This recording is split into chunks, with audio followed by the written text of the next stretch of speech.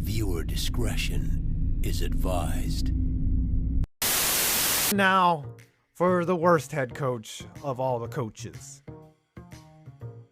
Come on, I had to. O'Brien actually has the best record in Texans history at 52-48, but he was also given the best talent while Gary Kubiak and Dom Capers were saddled with an expansion roster getting its footing. O'Brien took his superior talent, squandered it, and ran it out of town, all while trying to justify his moves behind an alleged burner account. Good old Bob, thanks for letting us know despite a decent record, you can't quantify how trash a job was that you did. Yep, you're that guy. Tree, take it away. Bill O'Brien is a hack. But there's one thing we should have known from the start.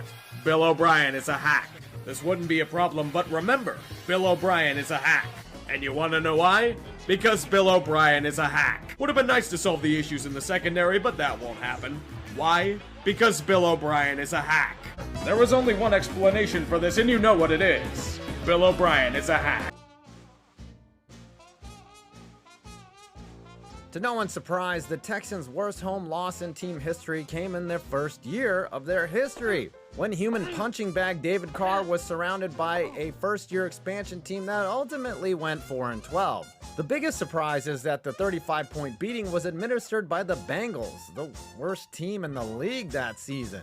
John Kitna threw 4 touchdowns and Artrell Hawkins had a 102-yard pick six to preserve the beating. Stay tuned because the Texans could break this record this year. So many things to trigger a Texans fan. David Culley punting after declining a penalty? Oh, you cut J.J. Watt? Like, how? And you traded DeAndre Hopkins for peanuts. Deshaun Watson didn't even want to play for you before the allegations. Your team is run by a youth pastor who only wants to sign character guys like Rex Burkhead. You wanted to hire Josh McCown, who had no experience, but instead hired Lovie Smith so that it didn't look racist. And this isn't the worst of it. Bill O'Brien. Yeah, that's it. I don't have to tell you how much Bill O'Brien sucks. The worst part about him is that he was the best head coach and GM you've ever had. Fuck, that hurts. Houston Texans. Geez, Texans, you couldn't even win at being the worst at something. I bet that's a familiar feeling. You gotta love just how awful this organization has been, in particular the last 3 years. What's crazy is firing Bill O'Brien was probably the worst move Cal McNair has ever done. Since then, they have been awful on the field, not topping 4 wins in 3 consecutive seasons.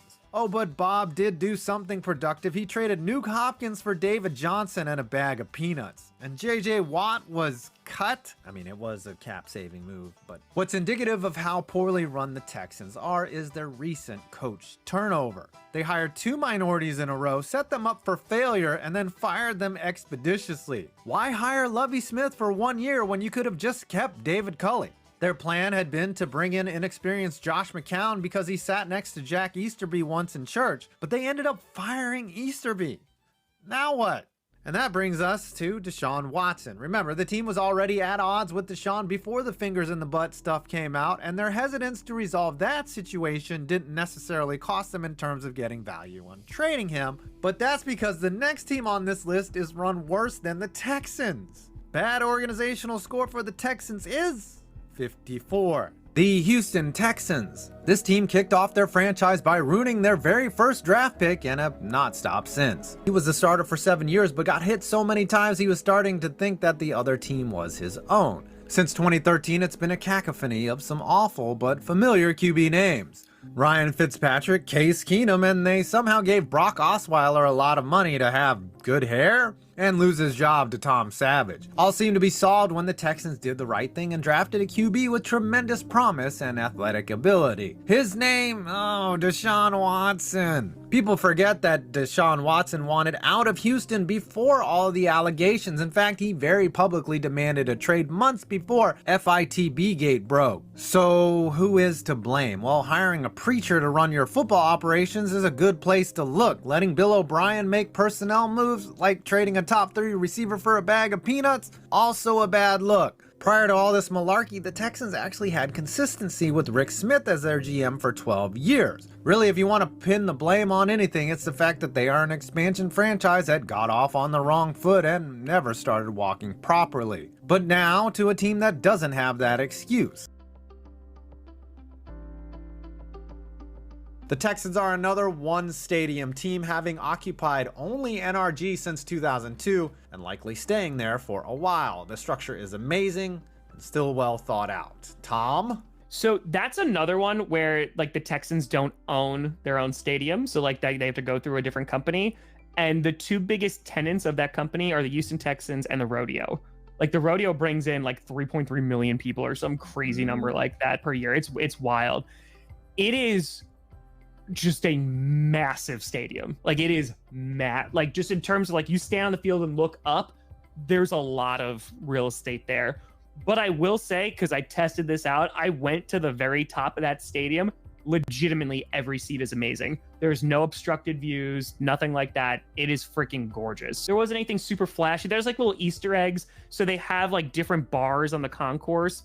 And I think one's called like the Spur, if I'm not mistaken.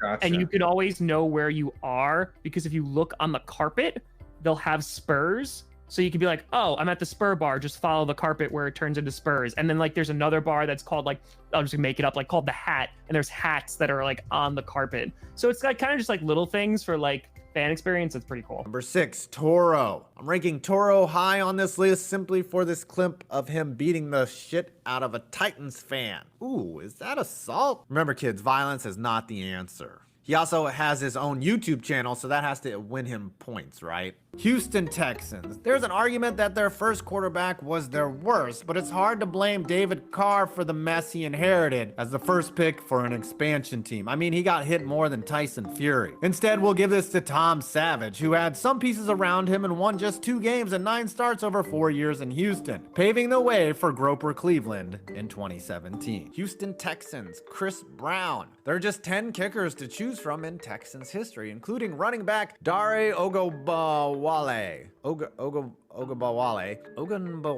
who recently nailed his only kick in a win against the Buccaneers. But someone has to get this honor, and statistically, it's Chris Brown, who was an original Texan and made 77% of his attempts along the way. He did not beat up his famous girl, nor could he dance. The Houston Texans, Cortland Finnegan, and it has to be Finnegan, right? This dude ran his mouth for 6 seasons against the Texans, famously getting into a slap fight with the beloved Andre Johnson in 2010. Yes, he might have ate a few mitts to his ear hole that day, but he did have a 99-yard pick 6 against the Texans, all while talking a ton of shit. The Houston Texans, haha, welcome back, Groper Cleveland. Even before the massage stories came out, Groper was building a pretty solid case to be hated in Houston for holding out and demanding a trade, which is especially ridiculous in hindsight, knowing all the terrible shit going on behind the scenes. Really? You want to draw more attention to yourself? Good one, Groper. Bill O'Brien, Houston Texans. Bill O'Brien, the coach, not so bad. He's actually technically the most successful Bill Belichick disciple, a record of 52-48 and multiple playoff appearances. But Bill O'Brien, the GM, is what got his ass fired. Let's start with his horrific trade, specifically taking DeAndre Hopkins to the swap meet like he was an old smelly couch and not even getting a first rounder for him. He gave up a second rounder for Brandon Cooks. He gave up former 1-1 Jadeveon Clowney for almost nothing. He also seemed to love doing what nobody else does, acquiring veteran running backs like Duke and David Johnson. So he didn't sign Brock Osweiler, but boy did he want him to start. And then in 2017, he started Tom Savage over Deshaun Watson to start the season. Whatever success O'Brien had as a coach will forever be overshadowed by that Hopkins trade. In fact, that's all most people even remember of him besides that stupid-ass fake Houston Texans, Janice McNair. Now, technically, Janice McNair owns the Texans, whom were ceded to her when Bob McNair died, but she lets her idiot son Cal try very hard to run the team into the ground. In the 5 seasons Janice has owned the team, the Texans had 3 sub-5 win campaigns. Cal, who has been in the front office since the start, has done dumb shit like hire a minister as his personnel guy, let Bill O'Brien be his GM, and once referring to NFL players as inmates. Not a good look. The Texans seem to have turned things around, and that's mostly because of DeMeco Ryans and CJ Stroud. The Houston Texans. The Texans have, without a doubt, found their head coach of the present and future in DeMeco Ryans, who won his first playoff game and could very well take home Coach of the Year honors as a first-timer in 2023. But before they settled on Ryans, things were uglier in Houston than James Harden without his beard. Their longest tenured head coach remains Gary Kubiak, who took a full 6 years to get the Texans to their first playoff berth as a franchise, an incredible amount of patience that would never happen today. And then, of course, Kubiak went on to the Broncos and won a Super Bowl, nursing Peyton Manning along to a title. After that, the Texans were working with Bill O'Brien, a coach who's caught a lot of heat for the mess he created in his last couple seasons with Houston, but deserves some credit for getting the Texans to the playoffs 4 times and doing the impossible, winning a playoff game with Brock Osweiler. But O'Brien wore his welcome out in H-Town as a GM.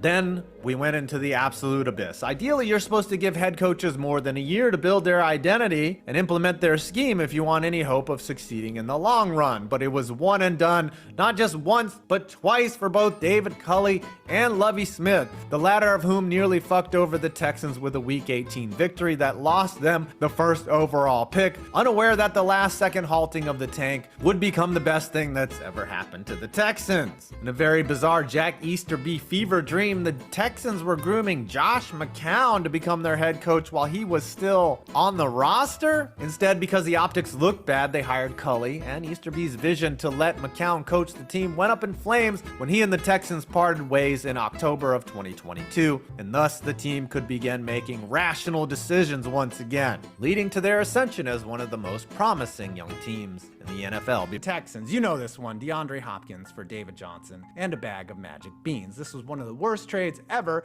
and eventually cost Bill O'Brien his job. Houston Texans, Bill O'Brien. We all know this one too. Bob was a hack when it came to being a GM. He traded DeAndre Hopkins, Brandon Cooks, and Jadeveon Clowney for basically nothing, and he started Tom Savage over Deshaun Wayne Gacy. And just like Sir Mix-a-Lot now, he loved aging backs. Easily the worst stadium to host a Super Bowl, Rice only hosted a stadium by accident as Tulane Stadium wasn't ready. Fun fact, Super Bowl VIII was the only time the big game used striped balls. A longtime hot concrete bowl of a stadium, it's actually still active and has remained continually used for the last 74 years.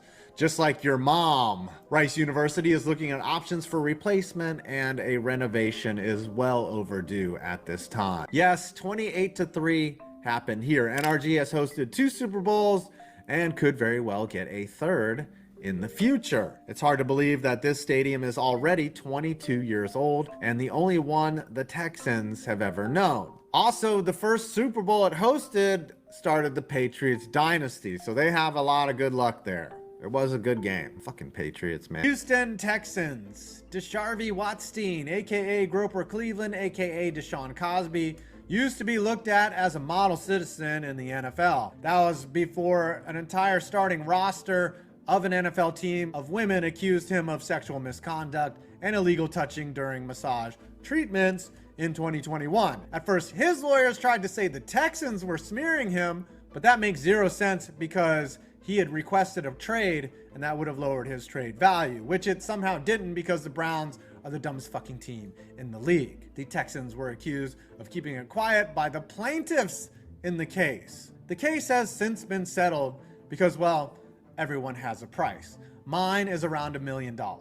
Deshaun, I'll rub those butt cheeks for a cool $1 million. I have zero shame. That was a joke, but kind of serious. The Houston Texans, 17 starting quarterbacks. Matt Shaw brought some stability to the Texans, earning Pro Bowl selections and leading the team to its first playoff appearances in 2011 and 2012. However, his performance declined sharply in 2013, culminating in a season of hilarious pick sixes, which led to his dishonorable discharge in Houston. Ryan Fitzpatrick started 12 games in 2014, delivering a mediocre 6-6 record before being traded. But hey, he did have a 6-touchdown game and he was fun as hell to watch. The late Ryan Mallett's tenure was brief and troubled, ending in a notorious incident where he missed a team flight, leading to his release. Tom Savage saw limited success, primarily serving as a backup and stepping in only due to injuries or poor performance by the QBs above him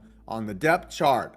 One of the most infamous signings in NFL history, Brock Osweiler's $72 million contract with the Texans in 2016 proved disastrous. Despite starting 14 games and somehow earning a playoff berth and victory, the rocket launcher's play was subpar, leading to his benching and eventual trade to the Cleveland Browns. Deshaun Cosby brought hope with his dynamic play, earning Pro Bowl honors and leading the Texans to multiple playoff appearances. However, his tenure ended in controversy, including a public trade demand and a bevy of sexual misconduct allegations, which led to him sitting out the entire 2021 season and eventually being traded to the Cleveland Browns, where he was punished with a contract close to $250 million. Following Deshaun Watson's departure, the Texans turned to Tyrod Taylor, Davis Mills, and now CJ Stroud.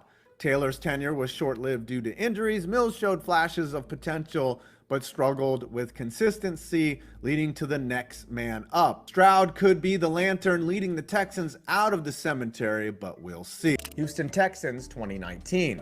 The Texans' low point came in the 2019 divisional playoff, where they built a 24-0 lead over the Kansas City Chiefs, only to collapse and lose 51-31. The game symbolized the team's inability to handle high-pressure moments. The aftermath of this defeat had lasting repercussions, leading to questions about Bill O'Brien's dwindling competence and the eventual dismantling of the roster, in particular Deshaun Watson, thinking he was worth way more than he was, marking the beginning of a painful rebuilding process that lasted until 2023. But hey, now you have the Strouds. The Houston Texans, blowing a 24-0 lead in a matter of minutes and realizing just how not elite your team was in an afternoon, has left this team reeling ever since. The fake punt was the piece de resistance in an otherwise miserable franchise history up until the Strouds arrived. Houston. Congrats, Texans fans. Unless you win a Super Bowl, you will always be known as the team that employed the quarterback version of Bill Cosby. Best player your franchise will ever have, J.J. Watt, was a cornball and tryhard who encapsulates everything MAGA voters want in an athlete. Watt is also who every middle-aged Texas housewife with a super white name like Deborah or Angie flicks their beans to in private. Your second best player ever, Andre Johnson, openly despises your team. If you were over the age of 30, born in Texas, and you root for the Texans over the Cowboys, you're almost certainly a hipster who gets off on being contrarian. Toro, Texans. Look at this sick fuck with a giant smile on his face. Does he not know what state he's in and what people there do to his species? He takes enjoyment in people climbing on top of his brothers and sisters, kicking them with spurs and riding them for fun. I can't believe this. I'm about to fucking throw up. Rating 3 out of 10. Houston Texans, Deshaun Watson. The youngest NFL franchise really came down to two choices, Matt Schaub and Deshaun Watson. Schaub is known nowadays for his pick sixes, but from 2007 to 2012, he was a good NFL quarterback when healthy. But the choice here is Watson. Watson was on track for an all-time great rookie year before getting hurt. Then he made the Pro Bowl 3 straight years from 2018 to 2020, as well as the playoffs twice. Watson was primed to become an elite quarterback for the foreseeable future in Houston, but his off-field habits ruined that. His NFL future is still in limbo as of this video, and his time with Houston is over. Real shit. Houston Texans, Brock Osweiler.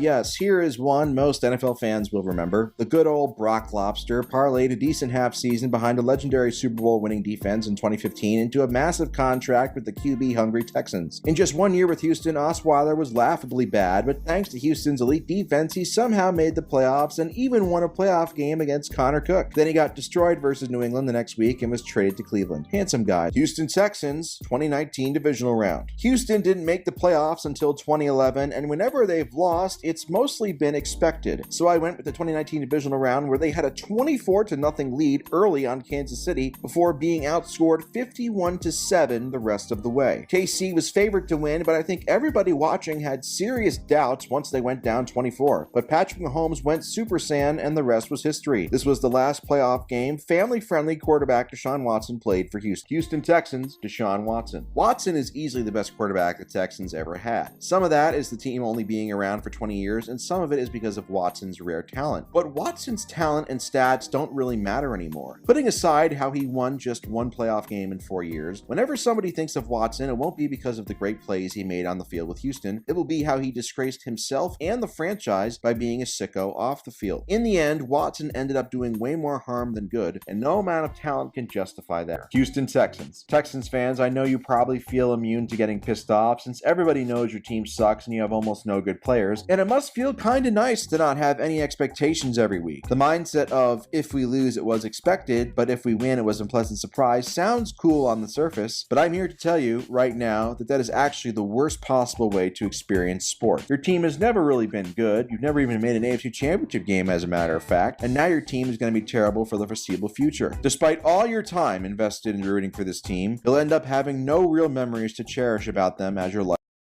or any good memories to share with your children. You'll have wasted countless hours in the fall watching this team accomplish nothing of value. You'll never get to experience the thrill of winning a Super Bowl or the thrill of rooting for a team in the Super Bowl or even conference championship games. Sports are at their best when your team is competing for championships, and as Texans fans, you'll never get to experience that. In the kindest way, you are loser. Houston Texans, 2016, Will Fuller. Fuller never became a star that you would expect from a first-round receiver, and now he's out of the league entirely. Miss. 2017, Deshaun Watson. Strictly on the field during his time with Houston, Watson was obviously a hit, but we all know about what's happened off the field, which leaves me no choice but to say he is a miss. 2019, Titus Howard. Howard in his 4 years with Houston has been solid, but never anything special, so mid. 2022, Derek Stingley Jr. Stingley was okay, but inconsistent his rookie year before getting hurt. Thus far, he looks to be mid, but the talent is there. 2022, Kenyon Green. Green struggled mightily as a rookie and thus far looks like a myth. Houston Texans, 2019, Deshaun Watson. Statistically, Deshaun Watson's best season with Houston was in 2020, but the team went just 4-12, so I couldn't put that on here in good conscience. Matt Schaub had a couple solid seasons back in the day, but really didn't have any sort of playoff success. So I think the best individual season that the Texans have ever had, combined with some playoff success, was in 2019, when Watson threw for 26 scores,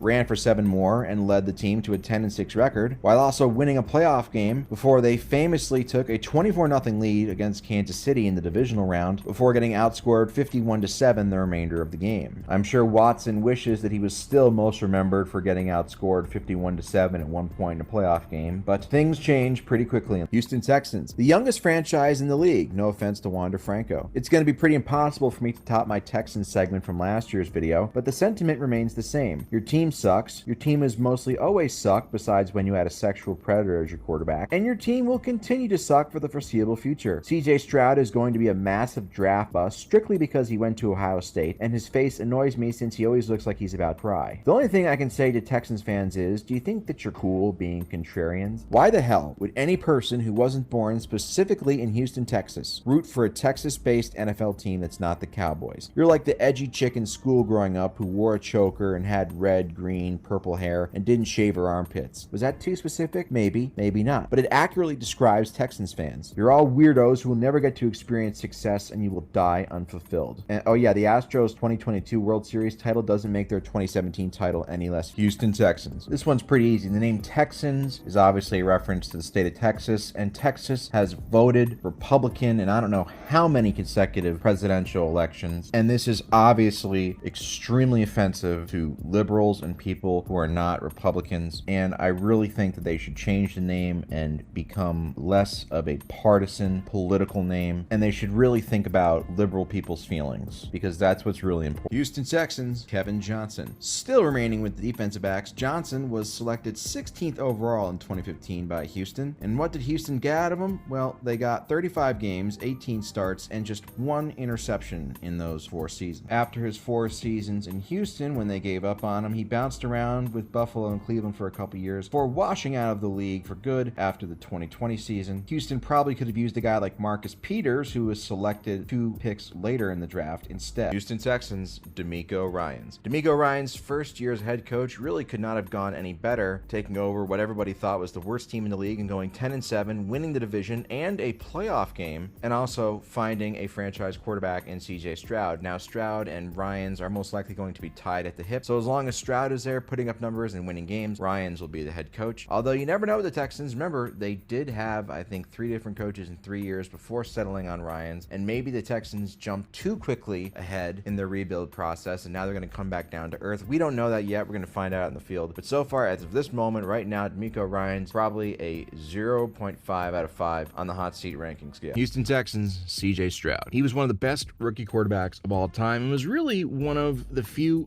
good stories in terms of quarterbacks from the 2023 season that wasn't everyone was injured or people were retired or whatever. But Stroud was a massive surprise, and he was a pleasant surprise really for everybody unless you're an AFC South rival. He proved all the doubters wrong like me and easily should have been the first overall pick in 2023. I know Carolina is greatly regretting that pick right now, no matter what any of their fans say. He doesn't have the super freak tools of a guy like an Anthony Richardson and a Josh Allen, but you can just tell he's one of those guys. He has a feel for the game. He can move around in the pocket. He's able to make and diagnose plays and reads and throw the ball on time. He's just good, man. Should be in contention for championships and individual awards every year for the foreseeable future. His prove it rating is an 8.5 out of 10, which is not bad for a guy who's only entering his second season. Houston Texans, Christian Harris. Again, this is kind of similar to Shaq Thompson, where you can have good tackle numbers, you can be good against the run, but if you struggle in pass coverage as a linebacker in today's NFL, then there's only so much you can do. It's very similar, I believe,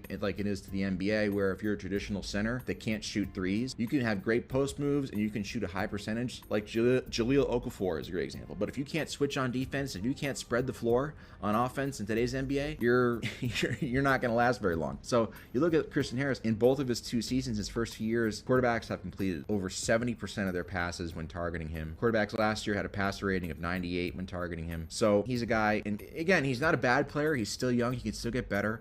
So not all these choices for the teams are as simple as they look. You know, I think that kind of gets, there's some teams that the choice is obvious. The Houston Texans was kind of difficult to pick one, but I guess if I had, cherry picking, I went with Christian Harris. But he's still young and he still has a chance to improve. I'm not saying he's terrible by any. Houston Texans, David Carr, 2002. Some might say this is unfair to David Carr because the Texans were in their first year of existence and blah, blah, blah, blah, blah. The fact is that David Carr sucked. He somehow started all 16 games. They went 4-12. He completed under 53% of his passes, had just under 2,600 yards, threw 9 touchdowns to 15 interceptions with a dreadful 62.8 passer rating, but he took 76 sacks, a all-time record, and never really got better after this. He was the first overall pick, supposed to be their franchise quarterback. It's a tough situation, but if you are the real deal in those type of situations, eventually you'll pull through, and he did not do that. After 5 long years, football is finally returning to Houston. What a joyous occasion. With head coach Dom Capers and GM Charlie Casserly and first overall pick quarterback David Carr, everyone will rue the day they fucked with Houston. Now it is time to unleash the wrath of the newly born Houston Texans. What a start to the season. You beat your arrogant next-door neighbors, the Cowboys, at home 19-10. This season will be great. Houston is back. Oh my god, that was bad. 4-12, but it's okay. It was your first season. You were an expansion team. It takes a few years, it's fine. Really, expansion teams never do good in their first season. I mean, what did you expect, to make the Super Bowl? Anyway, there are positives of this season. You got the 3rd overall pick, you had 2 Pro Bowlers in Gary Walker and Aaron Glenn, and we found out that David Carr sucks. Wait, that's not good. You have some spots to fill this offseason, and with a 3rd overall pick in the draft, you select Andre Johnson, a wide receiver. Since you had the worst passing offense last year, this isn't a terrible pick, even though David Carr will have about a second to get it to him. You got a steal in the 4th round by selecting Dominic Davis, a 1,000-plus yard rusher. However, you made no effort to improve your offensive line in the draft, but it does get better by allowing less than half the sacks in 2002. Despite this, you go 5-11 because you had the 2nd worst offense and defense in the league. At least Andre Johnson is pretty good. This season was great. Yeah, on paper it wasn't, but you have to look at the big picture. Best season yet at 7-9. You didn't finish last in the AFC South, and David Carr is starting to progress a little slowly, but it's progress. 3,531 yards, 16 touchdowns, and 14 picks looks shit on paper, but remember, this is David Carr. This is the first time in his career he threw more touchdowns than picks. Pro Bowl wide receiver Andre Johnson is developing nicely as well. The future is bright, Houston. You're looking to get even better than last year's 7-9 record, and one of the best ways to do that is by taking a look at the defense in the draft. You select defensive tackle Travis Johnson. He will hopefully help a defensive line whose player with the most sacks last year at 5.5. However, Johnson looks to be a bust as he only had 1 sack and 26 tackles. You go 2-14 and have the 31st ranked offense and the worst rush defense in the league. Even Andre Johnson had a bad year as he couldn't get 700 yards. The only player who you had in the Pro Bowl was wide receiver Jerome Mathis. Dom Capers and Charlie Casserly regressed, so you fired them. To replace them, you hired Rick Smith as GM and Gary Kubiak as head coach. With the first overall pick, you selected Mario Williams instead of Reggie Bush. This is 100% going to blow up in your faces, Houston. Damn it! As for the season, you did get better with the 6-10 record. Andre Johnson made the Pro Bowl again, but now it's time for the best news of all, Houston. David Carr is gone!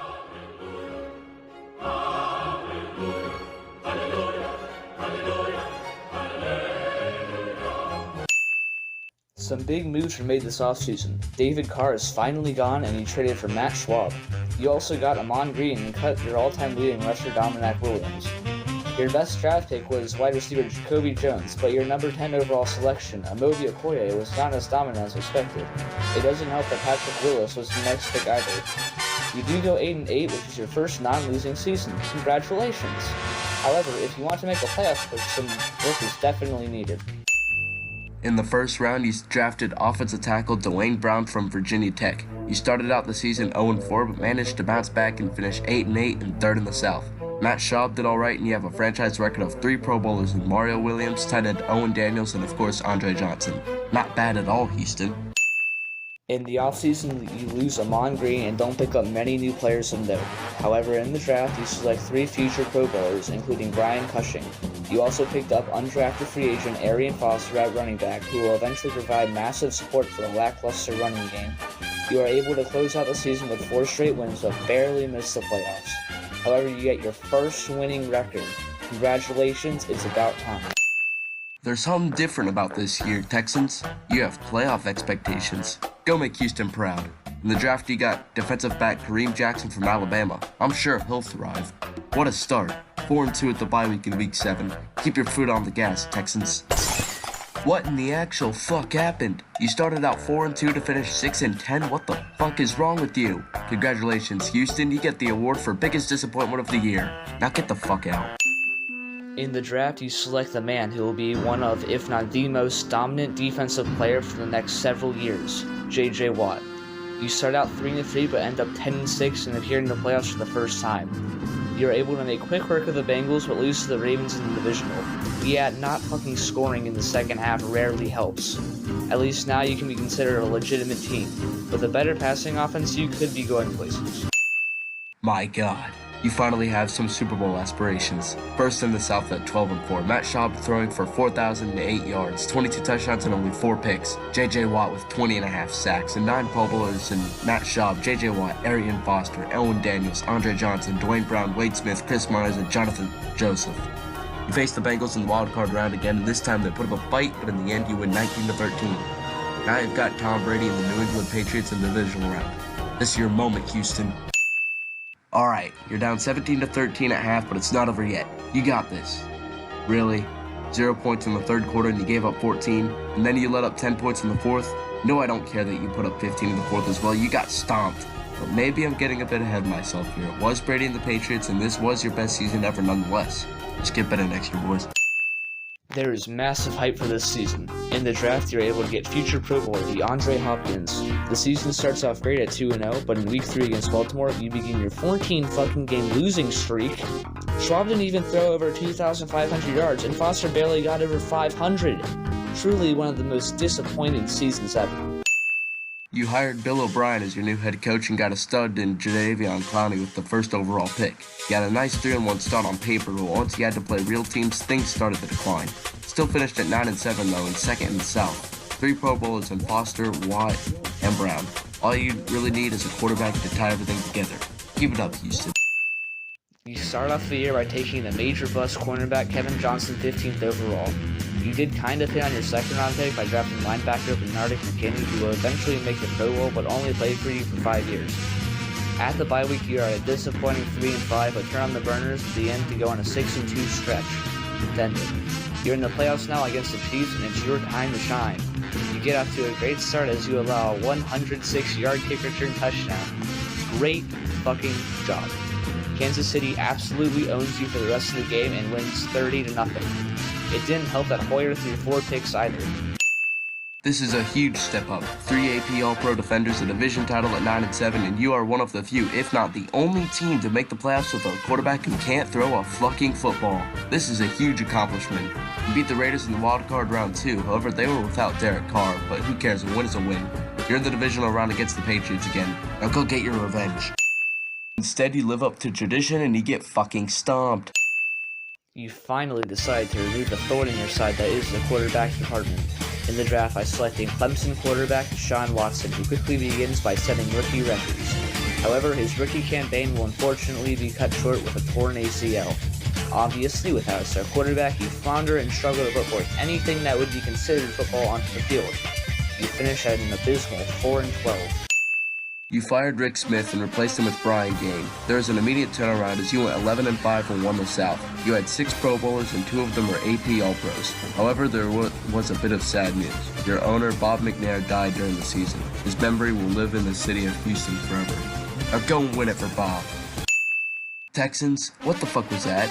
All that talent and you lose to your hated rival in the Colts at home by 2 scores? You didn't even get points on the board until the 4th quarter. What a fucking disgrace this is to McNair's memory. Go fuck yourselves.